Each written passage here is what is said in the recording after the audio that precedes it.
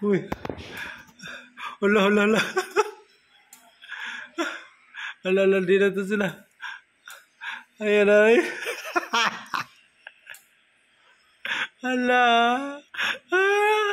Natakot mga ukoy.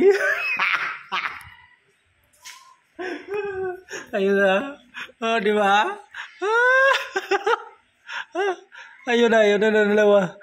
Sila ba yun? Ah, sila yun. Nasa second floor na sila sa ngayon. O, di ba?